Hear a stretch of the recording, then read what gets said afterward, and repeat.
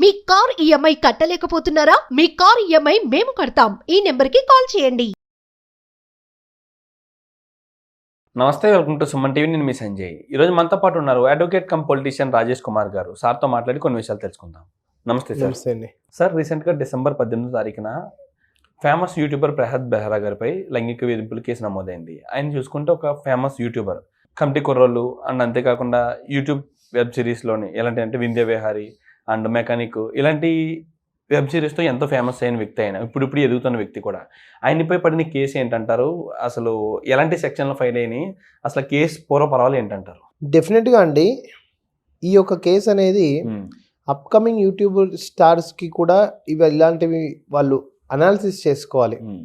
ఎందుకంటే తెలుగు రాష్ట్రంలో అన్ని డిస్ట్రిక్ట్స్, ఇక్కడ 36, 33, అక్కడ 26 డిస్ట్రిక్ట్స్ నుంచి చాలా మంది కుర్రోళ్ళు సిల్వర్ స్క్రీన్ని, బిగ్ స్క్రీన్ని టచ్ చేయాలని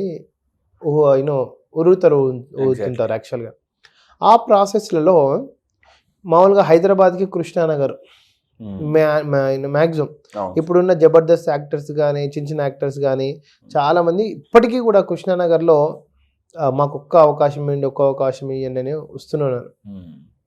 కొన్ని ఎకనామిక్ పరిస్థితుల వల్ల వాళ్ళు యూట్యూబ్ స్టార్ట్ చేసుకొని కూడా వాళ్ళ యొక్క సొంత టాలెంట్ని, ఇప్పుడు మనకు ఆర్జీవి గారు ఏ విధంగా మీ సొంత టాలెంట్ని యూట్యూబ్లో పరీక్షించుకోండి, దాని తర్వాత మేము ఛాన్స్ తీసుకుంటామని అప్పుడు చెప్పారు యాక్చువల్లీ. సో దాన్ని బేస్ చేసుకొని చాలామంది యూట్యూబర్ ఛానల్స్ కూడా పెట్టారు.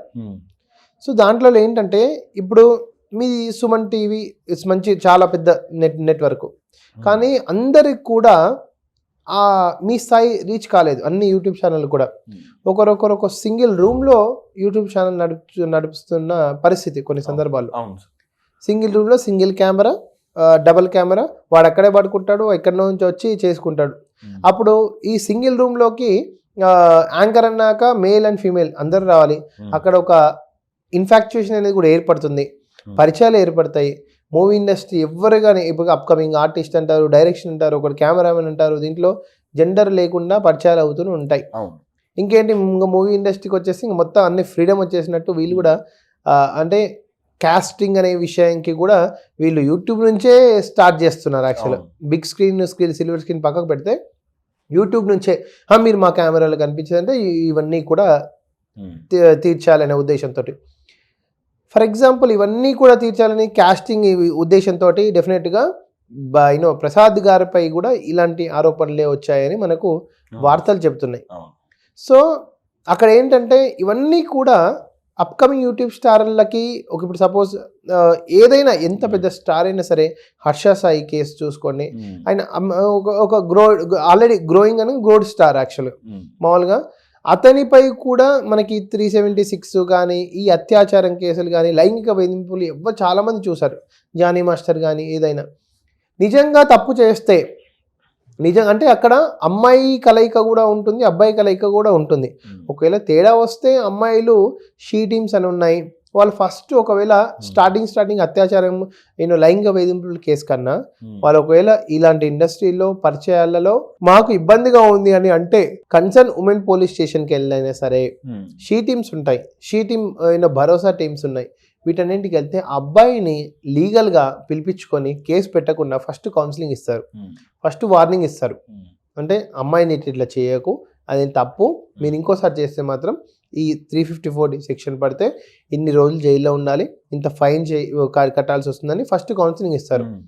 స్టిల్ అతను మనోడు ఇంకా వినకుంటే మాత్రం డెఫినెట్గా ఆయన మీద క్రిమినల్ కేసు బుక్ చేసి కోర్టులో కూడా పొందుపరుస్తారు.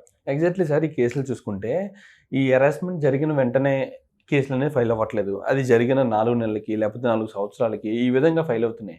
ముందులో ఎందుకు వీళ్ళు కేసు వైపు మొగ్గు చూపట్లేదు? ఎందుకు 4-5 సంవత్సరాలు లేదా 4 నెలలు దాటిన తర్వాత వీళ్ళపై కేసు ఫైల్ చేయాలని ముందుకు వస్తున్నారంటారు? అసలు నేను అదే అంటున్నాను. ఇప్పుడు సపోజ్ ఒక జంట లివింగ్ రిలేషన్షిప్లో ఉందనుకున్నాం, ఒక అమ్మాయి అబ్బాయి, వాళ్ళ ఏజ్ 25, 27, 28, ఇంకా పెళ్లి కాలే, లివింగ్ రిలేషన్షిప్లో ఉన్నారు అనుకుందాం. అంటే ఏంటి లివింగ్ రిలేషన్షిప్ అంటే రేపు కంపల్సరీ ఫ్యూచర్లో అమ్మాయి ఏమని నమ్ముతుంది, అబ్బాయిని కంపల్సరీ ఈ అబ్బాయి నన్ను పెళ్లి చేసుకుంటాడు, ఈయనకి ఇంకా సర్వస్వం అప్పగించవచ్చు అని మొత్తం వాళ్ళు ఫిజికల్గా లివింగ్గా ఉంటారు. ఎప్పుడో ఒకసారి గొడవ జరుగుద్ది. ఆ గొడవ జరిగినప్పుడు అంటే పోలీస్ వాళ్ళకు కూడా ఇది ఒక టాస్క్ లాగా అయిపోయిందండి. ఎన్సీఆర్బి డేటా ప్రకారము 74-75% of the rape cases are not guilty. అంటే ఏంటిది 75%, 100లో 75 కేసులు రేప్ కేసులు కొట్టివేయబడుతున్నాయి దాని మీనింగ్. ఎందుకంటే సపోజ్ ఒక అమ్మాయి అబ్బాయి ఒకటే పెళ్ళైనాక గొడవ పడితే అది ఒక పెద్దోళ్ళు పంచాయతీ వస్తారు. ఇప్పుడు ఉండేదే ఎక్కడి నుంచి, ఓడు విశాఖపట్నం నుంచి వస్తాడు, ఓడు కర్నూలు నుంచి వస్తాడు, హైదరాబాద్లో సంసారం పెడతారు, ఒకటే రూమ్లో ఉంటారు. That is called living relationship. రేపొద్దున మ్యారేజ్ చేసుకోవాలనుకుంటారు, సెక్షువల్గా కలుస్తారు. ఎప్పుడోసారి గొడవ వస్తే ఇమ్మీడియట్గా అమ్మాయి పోయి S R R police station, Panjagutta police station, sir rape case పెట్టానంటే పెడతారా? అంటే వాళ్ళు కూడా వేచి చూస్తారు.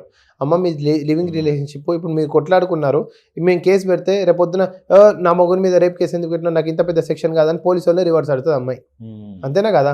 ఇప్పుడు అలాంటి కేసులు, అలాంటి సిచ్యువేషన్స్ చాలా జరిగాయి, మాకు కానీ పోలీసు వాళ్ళకి కానీ జరిగాయి. అమ్మాయి సార్ ఇప్పుడు నన్ను ఒక అబ్బాయి ఇట్లా వేధిస్తున్నాడు అంటే పోలీసు వాళ్ళు ఏం చేస్తారు, సెక్షువల్గా కలిసాడంటే కలిసారు, పెళ్లి కాకముందు సెక్షువల్గా కలిసారు, ఇప్పుడు చీట్ చేస్తారు, 376 చలో వాడు జైలుకి. అప్పుడు అమ్మాయి పోలీసు వాళ్ళ మీద కోపడుతుంది, సార్ నాకు తెలియదు యాక్చువల్గా ఇంత పెద్ద కేసు, ఇన్ని రోజులు జైలు శిక్షణ తెలియదు. ఆ విషయంలో నెక్స్ట్ ఇంకోటి ఏంటంటే పోలీసు వాళ్ళకు కూడా దాని తర్వాత ఈ 376 అనేది చాలా తగ్గించారు. ఇమ్మీడియట్గా 376 ఎవరు పెట్టట్లే, ఒక 1 month 2 months టైం ఇస్తున్నారు. అమ్మ మీరు సరే, మీరు లివింగ్ రిలేషన్షిప్ లీగల్ అని మీకు తెలుసు, మీరు కలుసుకున్నారు, మళ్ళీ రేపు పొద్దున అదేంటిది మీరు కలుసుకుంటే మాకు ఈ ఎఫ్ఐఆర్ మాకు ఎంత పంచాయతీ అమ్మ, మీరు ఇంకొక టైం తీసుకోండి, ఒక 1 month మళ్ళీ ఇంకో ఫిక్స్ చేసుకోండి.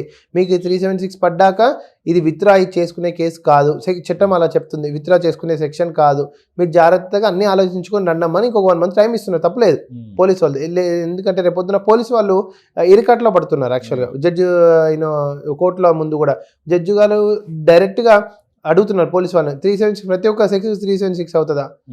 మామూలుగా ప్రతి ఒక్క సెక్స్ 376 కాదు, బట్ 376లో సెక్స్ ఉంటుందేమో, బట్ ప్రతి ఒక్క సెక్స్ రేప్ కాదు కదా. సో యాక్చువల్గా అందుకని కొందరు పోలీసులు సేఫ్గా అదేంటిది మీరు ఆలోచించుకోండి అమ్మ, కౌన్సిలింగ్ ఇచ్చి పంపించండి అమ్మ, వాళ్ళ పేరెంట్స్ అందరు పిలిపించి, ఇంకా అమ్మాయి లేదు వీళ్ళు నన్ను నిజంగానే చీట్ చేసిండు, ఇంకా వేరే ఆప్షన్ లేదు అనే ఉద్దేశం లాస్ట్లో మాత్రమే 376 పెడుతున్నారు. అంతేగాని ప్రతి ఒక్క రిలేషన్లో ఇప్పుడు 376 చాలా అరుదుగా కూడా కనిపిస్తుంది. వాళ్ళపై వేధింపులు జరిగిన వెంటనే ఎలా రియాక్ట్ అవ్వాలంటారు లేడీస్? ఇప్పుడు వాళ్ళపై అదే చెప్తున్నాను, ఫస్ట్ కేసుకు వెళ్ళకండి. ఆ కేసు వల్ల మీకు లీగల్గా చట్టంగా న్యాయం జరుగుతుందేమో మీరు ఆశించవచ్చు, కానీ ఇప్పుడున్న సొసైటీలో కూడా డెఫినెట్గా కొన్ని ప్రెజర్స్ అనేటివి కూడా మీరు కూడా కోర్టుకు తిరగాల్సి వస్తుంది. అండ్ మీరు కేసు పెట్టినంత మాత్రం, సంతకం పెట్టినంత మాత్రాన మీది అయిపోదు. వాడిని తీసుకుపోయి జైలు పెట్టారు, 7 years జైలు ఎవరు వేయరు, ప్రతి ఒక్క కేసులో 7 years జైలు వేయరు కదా. మీరు కూడా కోర్టుకి వెళ్ళాలి, సాక్ష్యం చెప్పాలి, క్రాస్ ఎగ్జామినేషన్ ఫేస్ చేయాలి, చీఫ్ ఫేస్ చేయాలి, ఆర్గ్యుమెంట్స్ మీరు దేంటి మీ తరపున లాయర్ మీరు కూడా పెట్టుకోవాలి. ఒకవేళ పబ్లిక్ ప్రాసిక్యూటర్ కొంచెం తేడా మీరు వర్క్ చేయట్లేదంటే మీరు అసిస్ట్ పీపీ వేసుకోవాలి. ఇవన్నీ కూడా ఉంటుంది. కాబట్టి వీళ్ళు కూడా యాక్చువల్గా పోలీస్ వాళ్ళకి వెళ్తున్నాక వీళ్ళకి ఆ నాలెడ్జ్ ఉండదు, కోర్టు చుట్టూ ఇంత తిరగాల అని యాక్చువల్గా.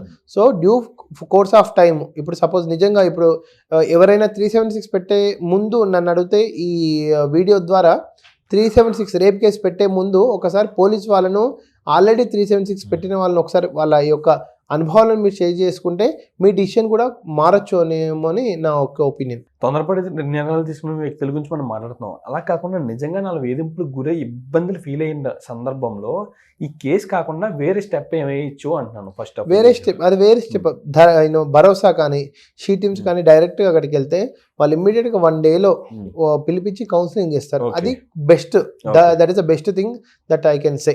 డైరెక్ట్ 376 రేప్ కేసుకి వెళ్ళకుండా లివింగ్ రిలేషన్షిప్లో ఏదైనా ప్రాబ్లమ్స్ వస్తే మీరు డైరెక్ట్ 376 లాస్ట్ ఆప్షన్గా పెట్టుకోండి. డైరెక్ట్ నన్ను చీట్ చేసిన 376 పెడితే ఆ కాన్సిక్వెన్సెస్ అనేవి డిఫరెంట్గా ఉంటాయి, మీరు కూడా ఫేస్ చేయాల్సి వస్తుంది. ఓకే, సో భరోసాను ప్లస్ మన షీ టీమ్స్ని నమ్ముకుంటే వాళ్ళు పిలిపించి కౌన్సిలింగ్ ఇస్తారు. దాని ద్వారా ఒక 50% ఇలాంటివి కేసెస్ కూడా సాల్వ్ అవుతాయి. ఓకే సార్, ఇంత జరిగినా కూడా ఇంకా వేధింపులు ఆగకపోతే ఆ తర్వాత 376 వెళ్ళొచ్చు అంటారు.